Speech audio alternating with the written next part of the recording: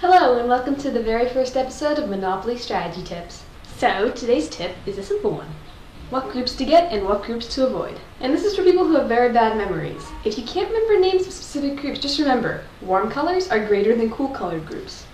So that means that the oranges, reds, and yellows are much better groups than the dark blues, greens, purples, light blues, and light purples or pinks.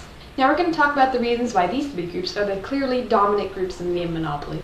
If you will remember from my How to Win Monopoly series, the oranges are the best group in the game Monopoly. And this is because of one thing: location, location, location, as with any real estate. The group lies right within easy distance to get from when people are going out of jail. The most common rolls when you get out of jail are 7, and then 6 and 8. 6 and 8, that's St. James in Tennessee. And New York's only a short 9 away, so you have a great chance of people landing on it just from going to jail. On the average trip around the board, a player has a 50% chance of landing on the orange group. Now let's talk about the other great group, the red.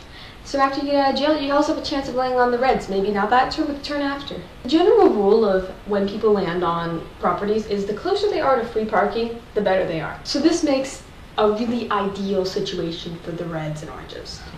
On an average trip around the board, a player has a 49% chance of landing on the red. They're also a powerhouse group, and a powerhouse group basically is when you have 3 houses on the properties and one player lands on the property with 3 houses on it, then that means they're severely damaged and probably can't come back from it. Illinois Avenue is $750 at the 3-house level, and Illinois is also the most commonly landed on space in the entire board. Now, the yellows are slightly worse than the reds, but they're a better powerhouse. Marvin Gardens is $850 when you land on it, and you have a 45% chance of landing on the yellows every time you go around the board. Location's not quite as good, but they're still an amazing group. And if you have trouble finding the money to build them up, I would recommend getting a smaller group like the light blues or the purples to start out, but the yellows or reds or even oranges can be a successful powerhouse. Now, why are these a whole lot better than the dark blues and greens, which everyone thinks are really good? Now, a lot of people think the greens are a really good powerhouse, and they can be. You only have a 44% chance of landing on them every time you go around the board. And although that isn't that much less than the yellow, they cost about $600 more to develop fully, which is a lot of money. And the dark blues, Water Park Race, really aren't any good. You only have a 27% chance of landing on them every time you go around the board. Sure, with one below at the 3-house level, the player's pretty much dead, but the chances of them landing on it are slim. It'd be better just to have the reds or yellows or something, because then they have a way better chance of landing on it. And then you have cash in the time being. As for the dark purples, light blues, and pinks, those properties are pretty good, but you can't wipe out anyone with one blow on those.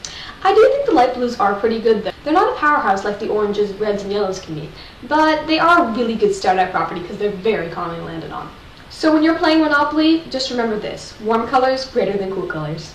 If you can get the oranges, reds, or yellows early in the game, well, you're a shoo-in to win. Thanks for watching, and I'll see you guys next Sunday. Bye!